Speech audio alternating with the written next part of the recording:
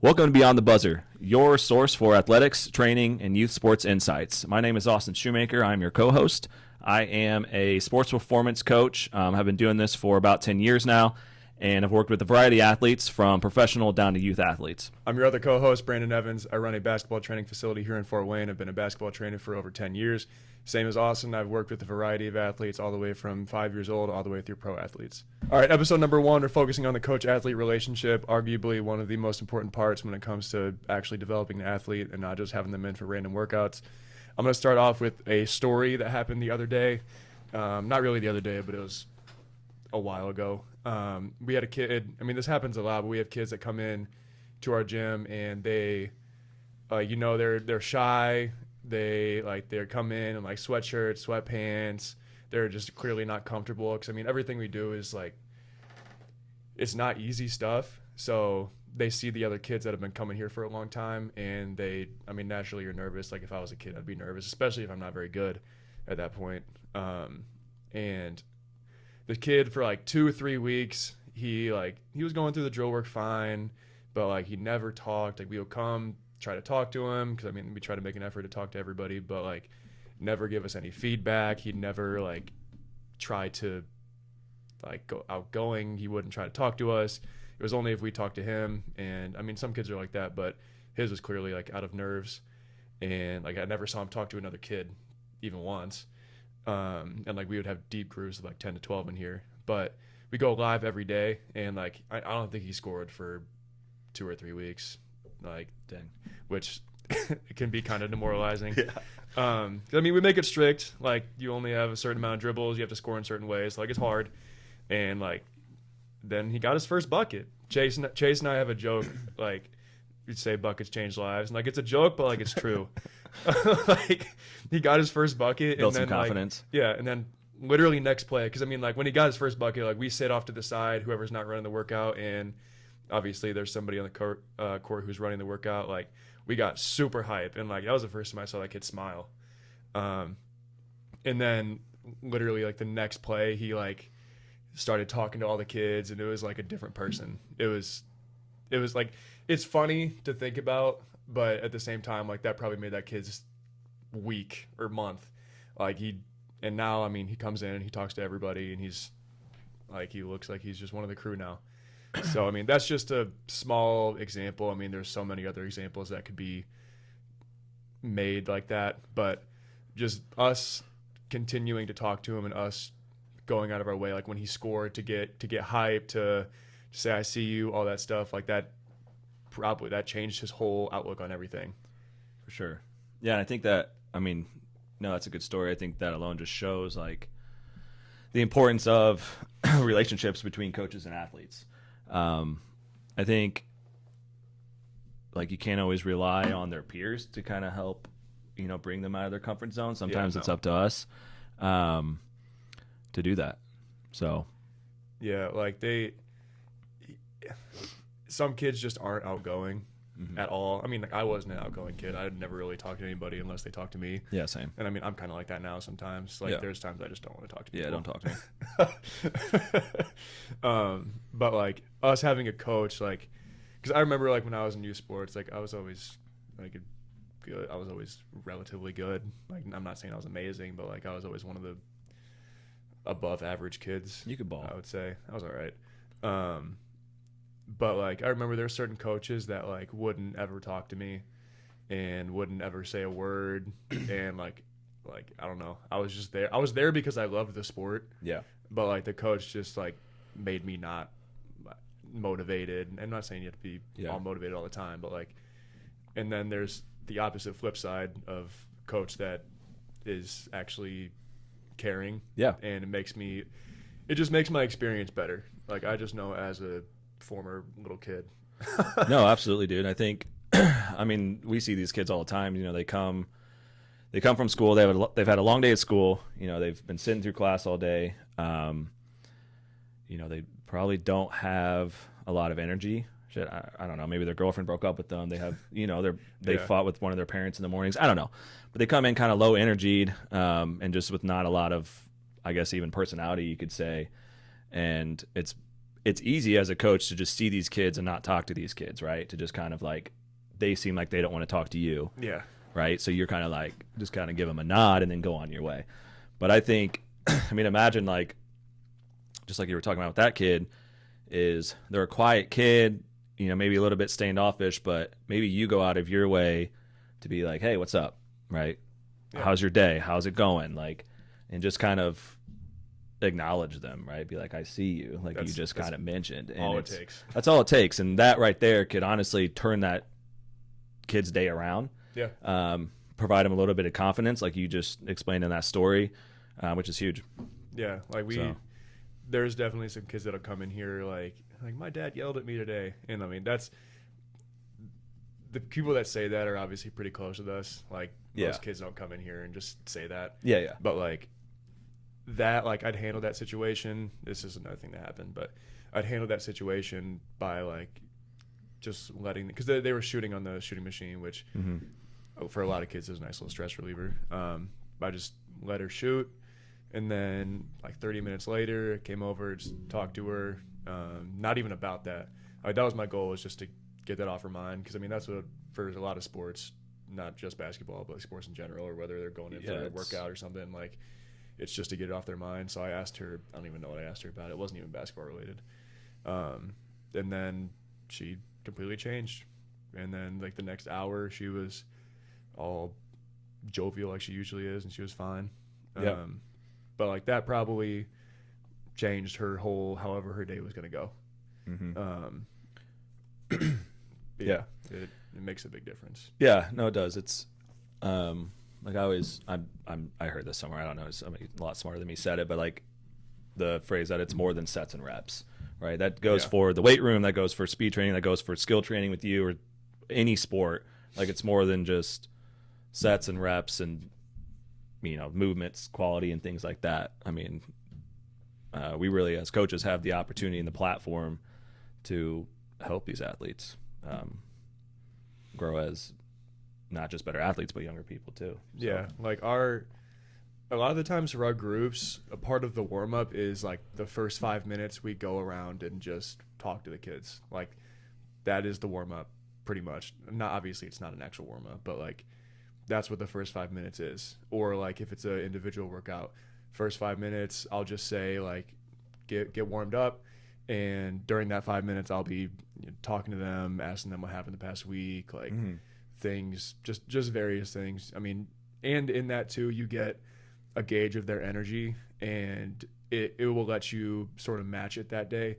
Yeah, like you'll know within that group, are these kids like, are they really trying to get to it today, or are they like, do they all have like a long day? Because I mean, you know, there's times of the years in school like it's like finals week, stuff like that.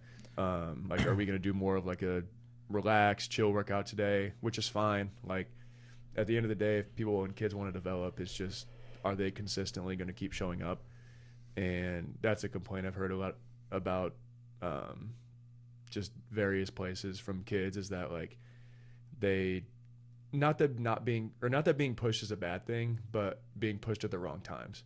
Yeah. And not necessarily from kids saying that, but more parents. Like it shouldn't be a huge stressor to their day. Like they are sitting in school all day. They definitely don't want to be there, and they don't get to move around. Like they're sitting in chairs all day. So like they want to come in here and have fun. So like it's our job to find a way to weave in fun, give them what they need, and at the same time make them better. Yeah, absolutely. Yeah, I mean, you just basically segued into our next topic anyways, energy matching. But yeah, I mean, it's important for us as coaches to match our athletes' energy. I think it helps them feel understood, which is important. And then I think it helps them also feel supported, which is what they want, right? Yeah. I think it's easy for coaches to motivate in a way of like yelling at athletes or getting on their butts, right? And it's a lot harder to meet their energy, halfway, or to meet them where they're at. Like you said, I think it, depending on the time of the year or the training session, that might vary a little bit, but a lot of times you know, it's important to meet them where they're at energy wise, because they have to get some kind of work done, right? If you're on their ass, if you're, you know, yelling at them or say something to them that makes them even more upset, then, you know, that's probably not going to, they're not going to do well the rest of the session. No chance. If their energy's already low. But if you're, you know, like we discussed, if you're like, hey, what's up? You know, what's going on? I see you. You know, I can tell you're a little low key today. That's fine. Just give me a little bit of effort. You know, we'll cut some things out if we need to, and go from there. Yeah, like kids know how to auto-regulate themselves. Like, especially if they come in consistently, like they know there's days where they're not going to be able to. I mean, they maybe could go 110%, but like, they may not get as much value. Like, the most important part is just consistency. If kids want to develop and build relationships, that's the most important part. Is like kids coming in, and that allows them. Yes, it allows us to develop them more. Like, obviously, just naturally, they're in here more, they're going to get better. But it allows us to get to know them way more. Just the more time you spend with somebody, the better you're going to get to know them. Yeah, that's just normal, and it lets us learn that kid, like, are they being lazy or are they just tired? Yeah. And some kids don't show it. Like, as a coach, you can kind of tell whether a kid is being lazy or tired, but sometimes kids hide it. Yeah. Sometimes they don't say what happened during their day. They don't say why they're doing what they're doing. But when they come in consistently, you get to know them. You get to know the difference between they're lazy, they're tired, they're energetic, all that. You could just see it on their face when they walk in.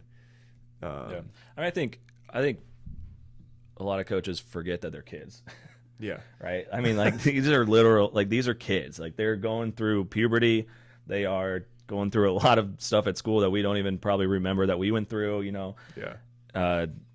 They're sitting, you know, in a desk from 8 a.m. to 3 p.m. or something like that every Crazy. single day. Do they get recess anymore? I don't even know if kids get recess anymore. I have no idea. I know. Yeah. I mean, I hope so, but I don't know. But yeah, I mean, they go through a lot, and that's just why it's important to be able to adjust your leadership style, your coaching style, to athletes that come in. Now, let me ask you this. Okay, so other than like just how we are interacting with athletes, how do you, as a basketball skill coach, like, how do you do it with groups versus an individual? So like, if it's an individual athlete, right, let's say you're doing a one-on-one session and their energy's low or whatever, their energy's high, you can match that pretty easily because it's one kid. Yeah. Let's say it's a group. I don't know how many you do at a time, but let's just say it's a group of 12 athletes. Like, how do you, let's say you have a few kids that are not feeling it, some kids that are feeling it. Like, how would you adjust that? Yeah. So, I mean, the easiest go-to for me is just giving them choices. Like, this is basketball specific stuff, but we'll take a game situation, like say it's a pick and roll or something, and we'll give them choices. Like, we'll give them an easier choice and a harder choice. Yeah, choices are good. So like, because I mean, some kids are on one day, some kids are not. Like you said, like there's sometimes groups where most kids are really trying to go.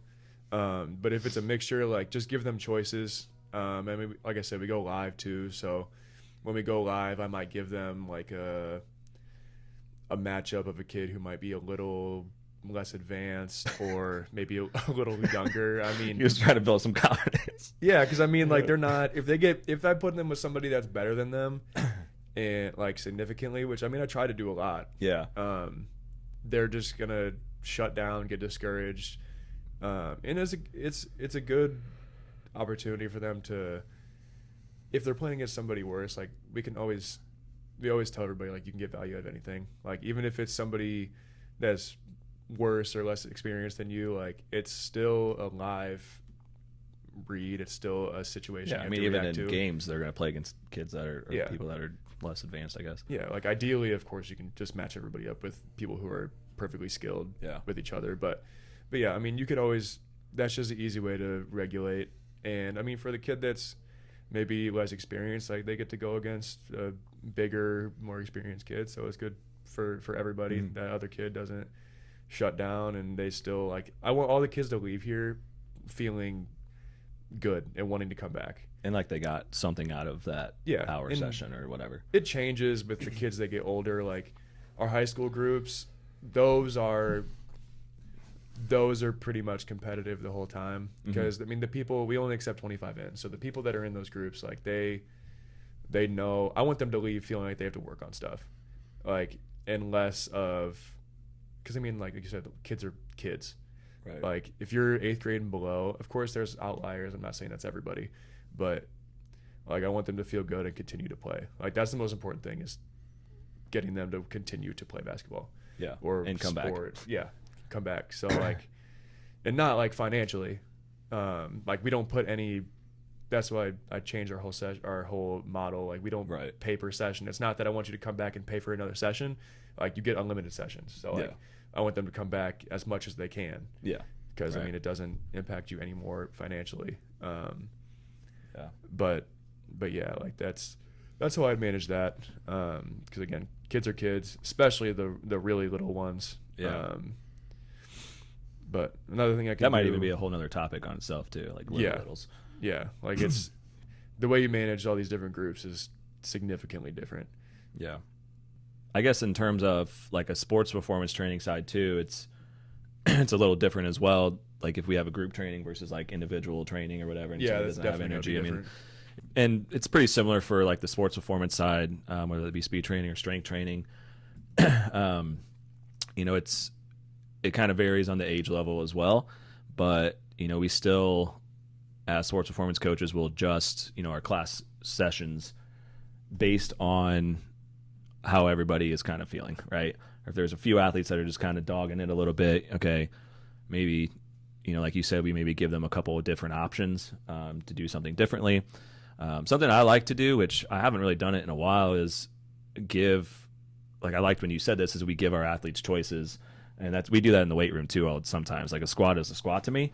Yeah. A lot of the times. So maybe sometimes I'll be like, hey, you can box squat, you can do a front squat, or you can do I don't know, Zercher squat or whatever. You do that with us when we lift. Yeah, exactly. And I like doing that because it gives them a choice and it gives them the autonomy to do what they want to do based on how they feel, right? Yeah. And some athletes like that.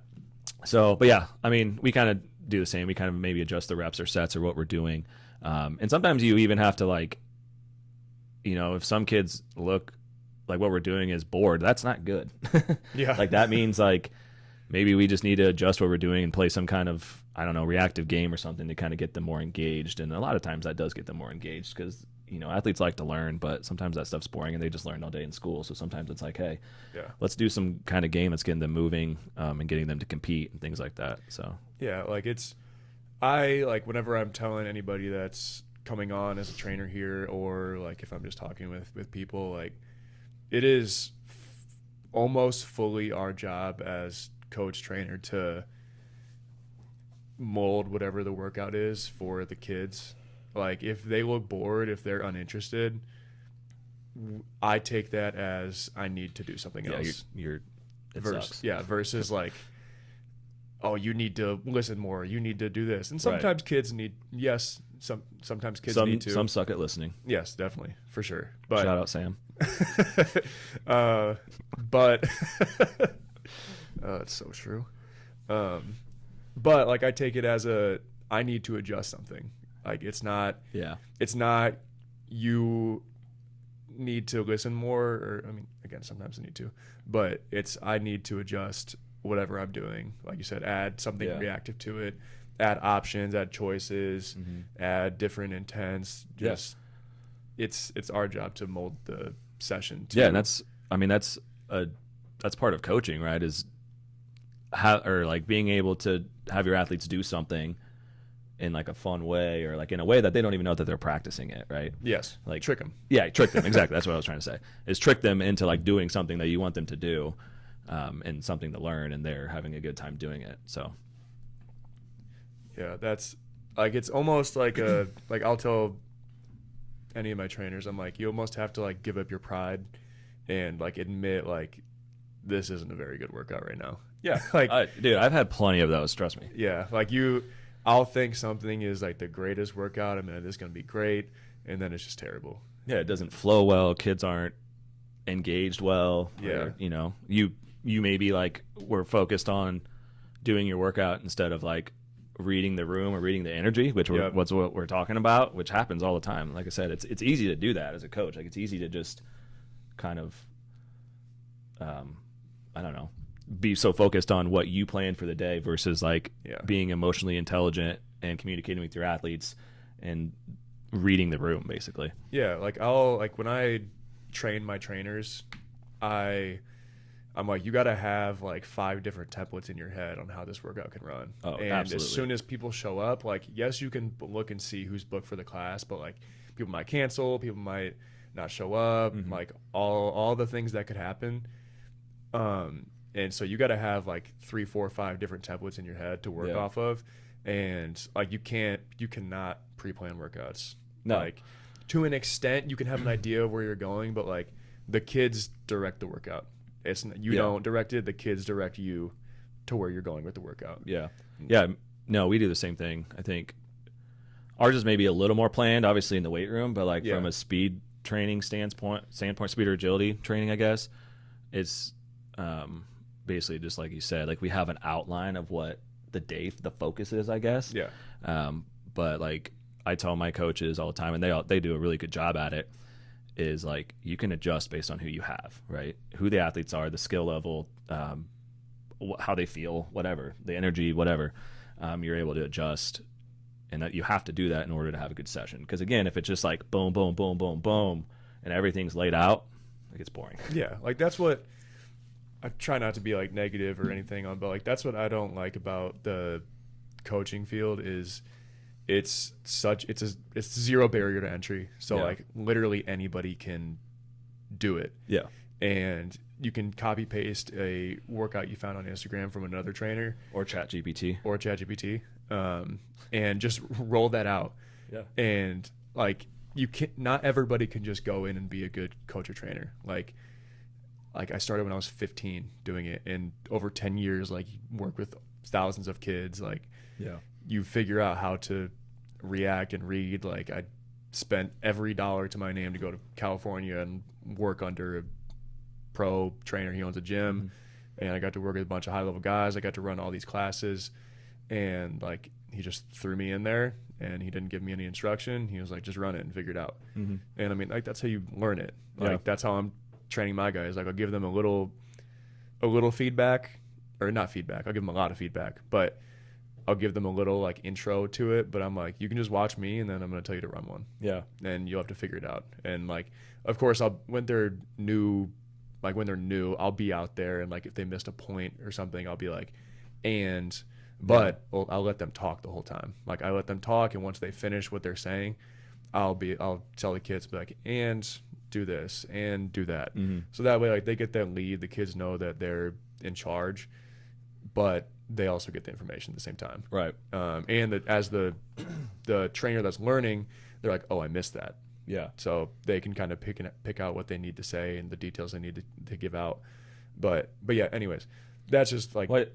No, sorry. The barrier to entry is literally zero. So anybody can be like, I'm a trainer. I'm this. I'm that. Like, I didn't play college basketball, but I'd spent so much time learning how to actually do it. Like I said, I went out to California for 3 months. I lived in an Airbnb with 4 guys I don't know and their families. I split a room with another intern. I walked 2 miles to the gym every day. Was there from 6 a.m. to 10 p.m. Repeat for 90 days straight. Came back here with like $35. Like $35. Yeah, I had enough to get gas back home from Missouri to Indiana. But yeah, like anybody can just say they're a trainer. Like and that's with on both sides, like strength training and skill training. Like it's anybody can say they're a coach of some kind, right, without much experience. Which we kind of got off topic here, but I'm going to finish it anyway. But yeah, I think just along with what you were talking about is talking about kind of letting coaches in a way do their own thing. That's kind of a big belief of mine with like our coaches as well. Like we have an intern right now, and she does a fantastic job. She's super intelligent, and just a really good coach. And she has interned at other places before, where everything that these places do are down to a T. Yeah, that's why I'm right. gonna Like steal from like having what? I said that's why I'm gonna steal her. Yeah, she's really good. She's yeah, she can be both. She can do a strength or sports performance, and she's a basketball player, a college basketball player right now, so she can do stuff with you. It's like I know she's gonna be good. Yeah, because you say she's a good coach. Yeah, she's a good coach. So she has that personality for a coach. One, like she's outgoing. She talks to kids, like we were talking about earlier. Like just some kid that's sitting there, doesn't talk much or whatever. She's gonna go up to that kid and talk to them, which is important. But really, she is intern at places where everything they do is like boom, boom, boom, boom, boom down the list from like the warm up, right? So they having certain warm ups and having to do certain things all the time and following everything, down to the very last dot. Yeah. Whereas we're a little different. Whereas I totally program everything in terms of like the day, the focus, like whether it's a linear speed day, multi-directional day, whatever. And we follow that, and we follow we have a dynamic warm-up. I want them to hit movement-specific pass. So, like, if it's a linear day, we're going to do linear stuff. If it's a lateral day, we're going to do lateral stuff, whatever. Yeah. But, like, I don't really care what they do dynamic warm-up-wise for the most part, right? As long as it makes sense for the day. Same thing with, the speed training and everything like that. It's just I kind of lay it out there for them, and they know if they're supposed to use free stuff, if they're supposed to use resistance or assistance for the day. But, like, there's multiple options of things they can do.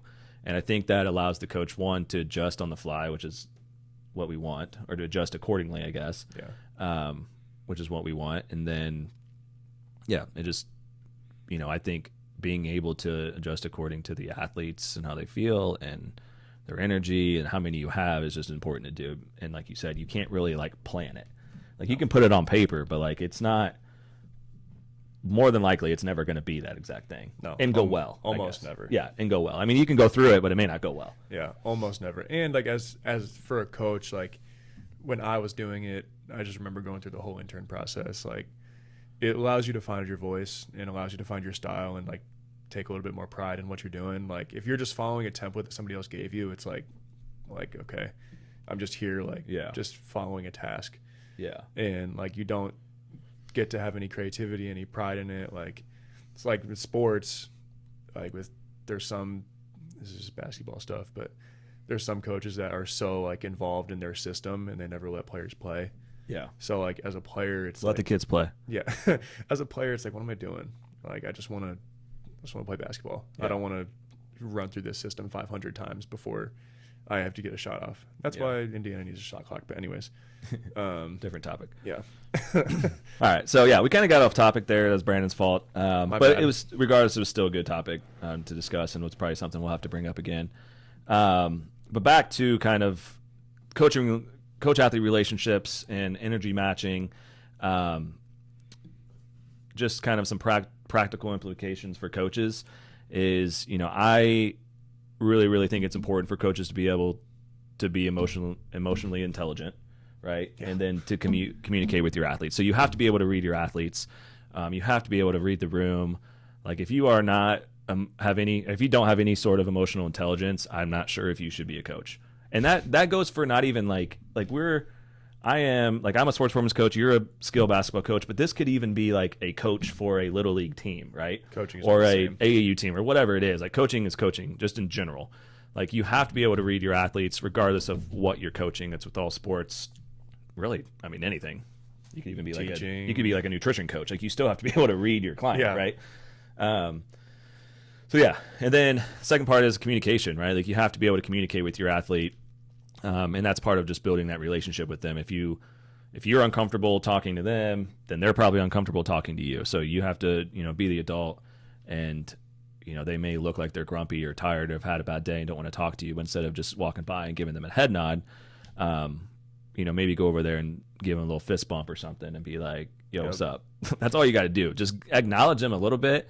And that itself is probably going to increase their day just a little bit, which is really our goal at the end of the day, right? 1% better, and just help their day at least 1%. Yeah, like it's like I said, the first 5 minutes of our stuff is just walking around and saying hi to everybody. Like all the kids that come in here, most of the time get greeted by minimum 2 of us. Like when you walk in, like that's again what I tell everybody that's around here. Like if you're hanging out here, you have to say hi to everybody. Just don't be Chase and I say this all the time. Like just don't be weird. Like that Right. is like, I want to put that up on the wall. Don't be weird. Just Dude, I'm about to be put that up weird. on our wall. I like that. End of the day, you can be terrible at basketball. I don't care how good you are. Just don't be weird. Yeah, I'm gonna take that. I like that. That is the only thing we ask. Like, and contribute to a good environment, and just don't be weird. Like, you can be goofy, just Yeah. don't be weird. Yeah, don't be weird. Everybody knows the difference between weird and goofy. Yeah, right. Like, That's funny. yeah, just don't be weird. That's the motto here. I need to put that up on the wall when you walk in. Yeah. Yeah, and like as a coach, it's huge. Like, you need to learn psychology. Like, I've spent a good amount of time, whether it be just listening to psychologists talk, reading psychology books.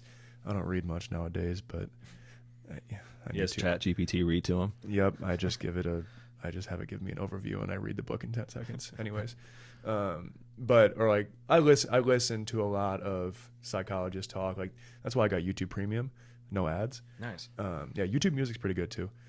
But just listening to psychologists talk and learning how psychology works is huge. Because as you can see things happen before they happen, and you can see and learn the proper ways to respond to different things and get the desired outcome you want. It sounds like manipulation, which I mean, A little bit. kind of is, but like for a good reason. Yeah, it's like a Yeah. different version. Yeah. But like, learning psychology is huge. If you don't take any time to learn psychology in some way, and like, some people don't necessarily need to, because they're just good people or good with people. But I mean, I think it's important, at least, just to have a basic understanding of like how people think and how certain things you do or say elicit certain responses Right. from people. And it just goes along with like emotional intelligence. Like, Yeah. it just like helps you read the room and read athletes. Yes. And again, kind of like you said, manipulate them in a good way. Yeah, like if you have a certain point in your head that you heard somebody talk about, like Yeah. it's at the forefront of your mind when when kids come in and when a group is there, and you can focus on that. And then that just, I mean, it's the same thing as developing a kid. Like, you develop your emotional intelligence as a coach. Yeah. But yeah, learning psychology is huge. Absolutely. That's massive.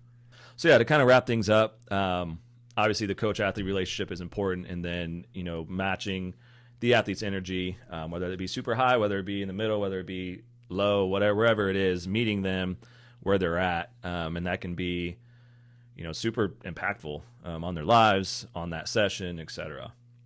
Yeah, like that I would argue that is probably one of the most important aspects of coaching. Of course, you need to know your stuff. Like, that should be the barrier to entry for being a coach, being a trainer of whatever you are, just knowing your stuff. But when it comes to being a good coach or trainer or great, that is probably the separator. For sure. So, and I think as a coach, for, again, any coach like him or I, or whether you're a Little League coach or high school basketball coach or whatever it is, like, you want athlete buy-in, right? yes. You need athlete buy-in, because if you don't have athlete buy-in, then they're not giving you the effort that they need to give you, and effort is arguably like the most important variable in any type of training, whether that be sports training or skill training.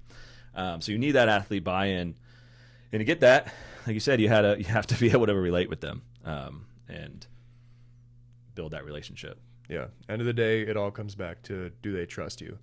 Do they trust you as a person, knowing them deeper than just a basketball player? Do they trust you as a trainer? Mm-hmm. Do they trust you just in general? And once they trust you, then it opens up their wave of development. But at the end of the day, that trust is what is the result of everything we just talked about. For sure. All right. That's the end of the podcast. That was a good first episode. Episode 2, I don't know what it's going to be yet, but you'll find out when it drops. Thanks for watching.